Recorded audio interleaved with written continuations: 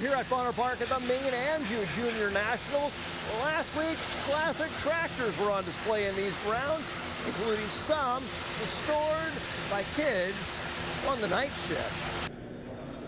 Well, I tell you what, something sure caught my eye at Red Power Roundup, some pretty nice red iron behind me, and then I found out who it was who restored these machines. Alan Shepard's joining me. He's from Washington, Missouri. Four Rivers Career Center. Four Rivers Career Center. And you guys, it's kind of a tech high school, and your instructor, basically, you guys tore these machines down and rebuilt it and did all the work. Is that what I understand? Yep. We have an afternoon program called Night Shift, and every Tuesday and Thursday night, the juniors and seniors at the Career Center, they volunteer their time and they tear these tractors apart and do a nut and bolt restoration on them, and we end up taking them to shows and having fun with them.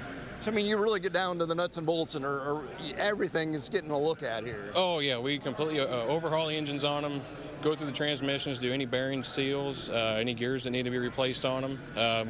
We completely grind down the castings on them and polish out the cast on them, so you can't hardly tell where the sheet metal starts and the casting stops.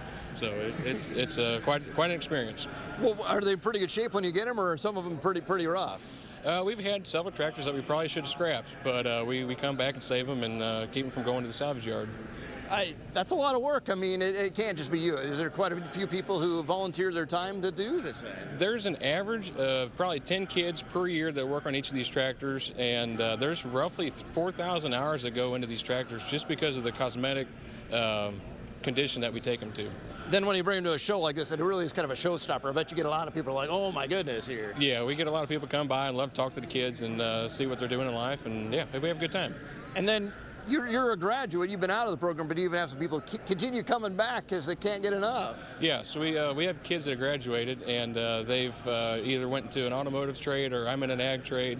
Teach them how to do body work and mechanical work and sharing experience. And did this kind of even help you just personally of deciding, I think I want to work with tractors? Yes, and I work for an ag dealership back home in Washington, Missouri, and this definitely piqued my interest and helped me understand what I want to do for the rest of my life. Of course, the modern machinery, it's a little different than working on some of these classic machines. Oh yeah, the modern machinery, it requires a lot more technology and computer work, but this is my hobby. I love doing this kind of stuff, so it's fun. And you just see the smiles on people's faces and they hear the stories from people. I bet it makes it worth it, doesn't it? Oh, it makes it completely worthwhile. Talking to all the old timers that used to run this stuff and go, oh my gosh, I had many hours of sitting on that seat, and it's like, yeah, well, I haven't, but I sure like sitting on them and plowing with them or picking corn or doing whatever. But very good. Well, Alan, I appreciate your time. Yeah, thank you. Thank you.